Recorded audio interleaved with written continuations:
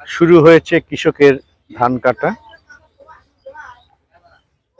কৃষকেরা চাষ করে যে আয় করে, সেই আয়ের উপর নির্ভর করে তাদের সংসার। প্রিয় দর্শক, সবুজ শ্যামলা এই বাংলাদেশে আপনাদের নিয়ে এসেছি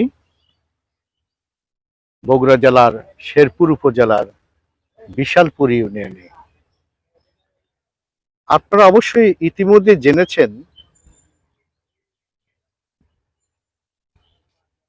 শেরপুর উপজেলায় সবচেয়ে বেশি ফসল উৎপাদন হয় বিশালপুর ইউনিয়নে। এই ইউনিয়নের কোনো জমি পতিত থাকে না। উপজেলার কৃষকের সংখ্যাও পার্শ্ববর্তী কুসুম্বির চেয়ে কিছুটা কম।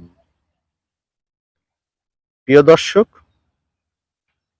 এবার এসেছি এই কৃষকের জীবন নিয়ে কিছু কথা বলতে। আপনারা দেখেছেন ইতিমধ্যে কৃষকেরা তাদের ফসল ধান চলতি মৌসুমে ধান কেটে ঘরে তুলেছেন। আবার যে সকল জমিতে আলু রোপণ করেছিলেন সে সকল জমির ধান এখনো কাটা হয়নি।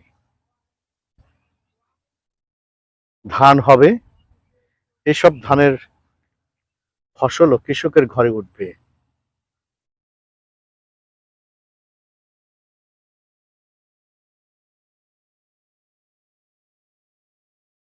মাঠের পর মাঠ, এই মাঠ জুড়েই চলছে কৃষকের উৎপাদন। আমি এসেছি বিশালপুর ইউনিয়নের পানিসারা গ্রামে। ওই দূর থেকে দেখা যায় কৃষকেরা ধান কেটে ভারে করে নিয়ে ফিরছে বাড়িতে, যাবে কৃষকের আঙ্গিনায়। কৃষকদের সূত্রে জানা যায় গত বছরের চেয়ে এবছর বিঘা প্রতি ধান কাটার খরচ কোনো জমি 500, কোনো জমিতে 1000 টাকা পড়েছে।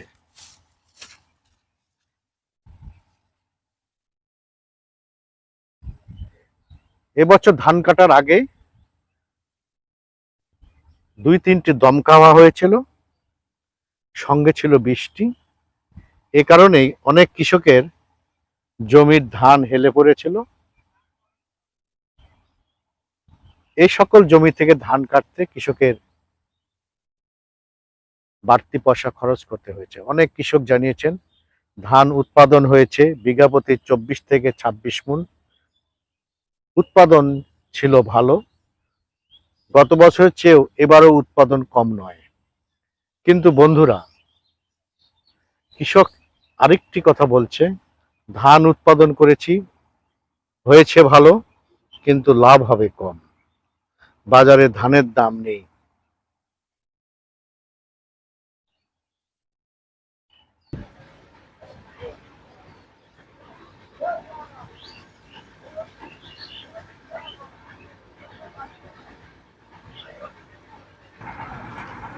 কৃষকেরা জমিতে ধান কেটে তা এখানে নিয়ে এসে মাড়াই করছেন।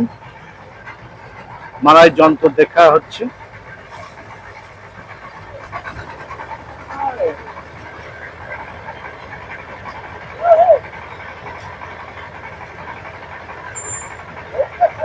এই দৃশ্যটি উপজেলার পানিসারা গ্রামের পাকার মোড়ে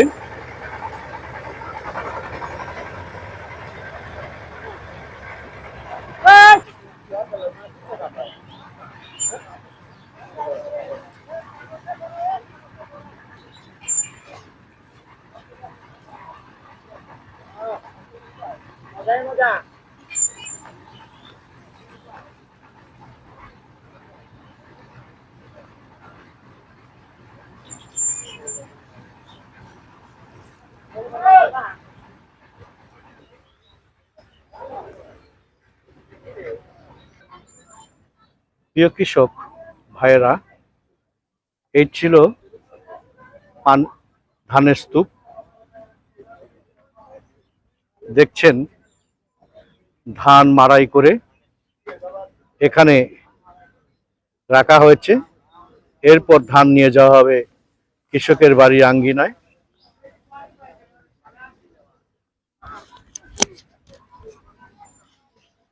আচ্ছা, এবছর ধান কেমন হয়েছে? এই 20 মণ 25 মণ করে ফলন দিচ্ছে। এটা কি কি ধান এটা? এটা কাটারি ধান। আচ্ছা, এই ধান কি গত বছরের চেয়ে এবার বেশি? বেশি গতবার কাছে। এক কৃষক বললেন গত বছরের চেয়ে এবার কাটারি ধানের উৎপাদন বেশি, বিঘাপতি হচ্ছে 1 থেকে 1.5 মণ করে।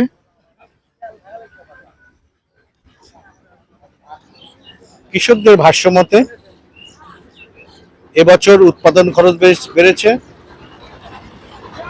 বিঘাপতি অন্তত 12,000 টাকা খরচ পড়বে, আবার অনেকের জমিতে 13,000 টাকারও পড়বে। খরচ অনুযায়ী তাদের এবার উৎপাদন বেশি হলেও আয় কম, কেননা বাজারে ধানের দাম খুব একটা বেশি নয়। প্রিয় দর্শক, আজ নয় এ পর্যন্তই। আগামীতে দেখা হবে অন্য কোথাও, অন্য কোনো বিষয় নিয়ে। সকলের জন্য রইল শুভকামনা। কৃষক বাঁচলে দেশ বাঁচবে। আসুন আমরা কৃষকের পাশে দাঁড়াই।